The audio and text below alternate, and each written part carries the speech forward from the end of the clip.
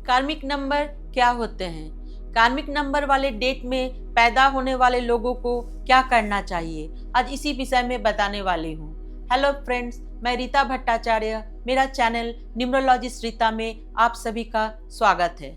आप मेरे वीडियो को अंत तक जरूर देखें। अगर आप मेरे चैनल में नए हैं तो आप मेरे चैनल को जरूर सब्सक्राइब करें, इससे मुझे मोटिवेशन मिलता है। और अगर आपको मेरा वीडियो अच्छा लगा तो आप उसे लाइक करें और अपने फैमिली और फ्रेंड्स में अधिक से अधिक शेयर करें।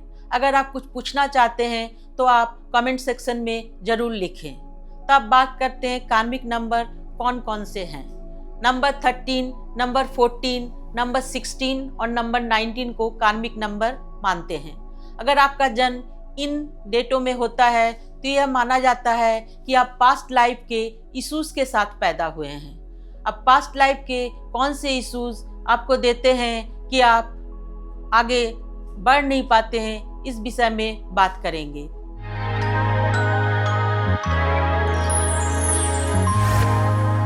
पास्ट लाइफ के कौन से इश्यूज आपको कार्मिक नंबर देते हैं जिन्हें आप फेस कर रहे होंगे, ये आप जानने वाले हैं।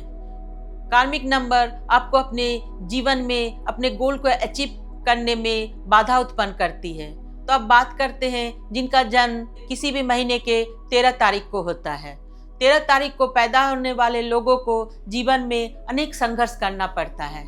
ऐसा माना जाता है कि ये लोग अपने पास्ट लाइफ में काम चोरी की होगी, अपने कामों को पूरा करने में टाल दिया होगा या किसी दूसरों से जबरदस्ती अपने कामों को करवाया होगा। इसलिए इस लाइफ में उनको बिल्कुल रेस्ट नहीं मिलता है, उनको बहुत काम करना पड़ता है, फिर भी उनका सक्सेस ग्राफ छोटा ही रहता है। इससे उनके जीवन में डिसअपॉइंटमेंट और नेगेटिविटी भर जाती है।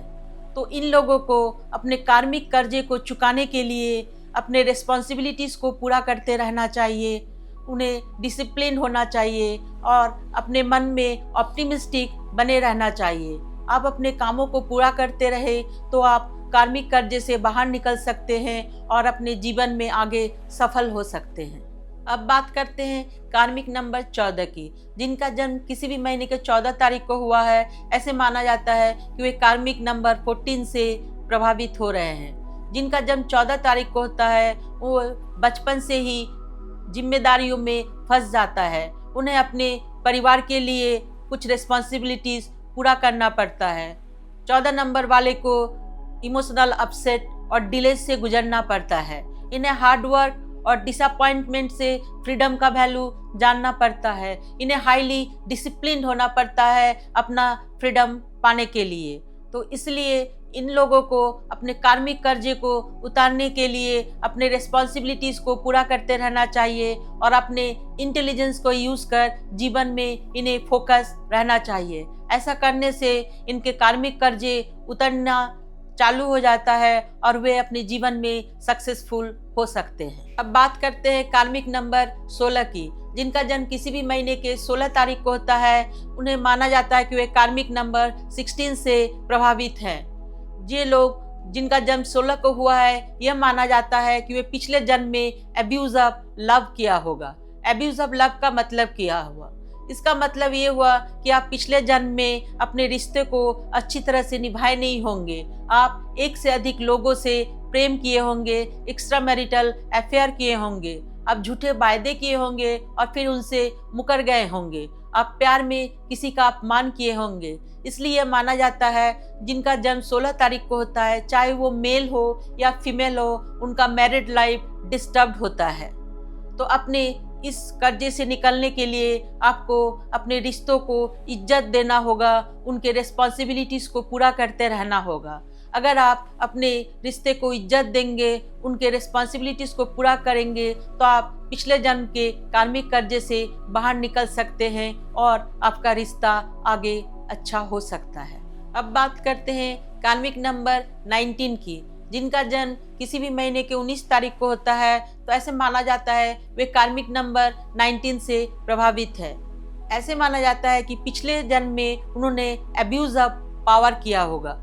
एब्यूज ऑफ पावर का मतलब क्या है?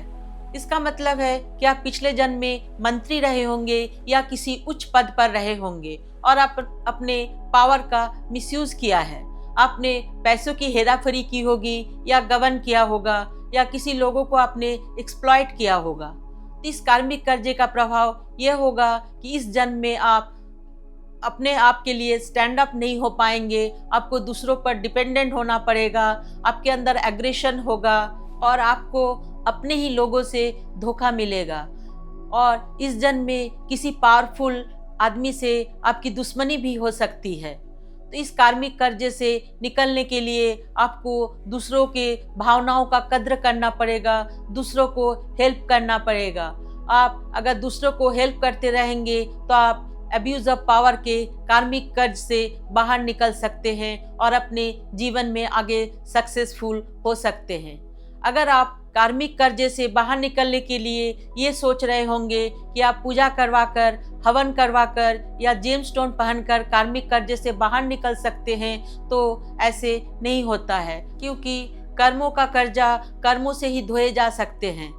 ऐसे माना जाता है कि अमर होने के लिए हमेशा अमृत की जरूरत नहीं पड़ती है, आप अपने सत्कर्म से भी अमर हो सकते हैं। इसलिए अगर आप इन कार्मिक नंबर में पैदा हुए हैं तो आप अपने सत्कर्मों से अपने कार्मिक कर्जों को उतारिए, जिससे कि आपको अगले जन्म में फिर से इन कार्मिक नंबर वाले डेट्स पर पैदा नहीं होना पड़े। आप अपने कमेंट सेक्शन में ज़रूर लिखें कि आपका जन्म इन कार्मिक नंबर वाले डेट में हुआ है और क्या आप इन बातों का प्रभाव आप पर पड़ रहा है। Thank you for watching the video. आप स्वस्थ रहे, खुश रहे। सी यू इन नेक्स्ट वीडियो।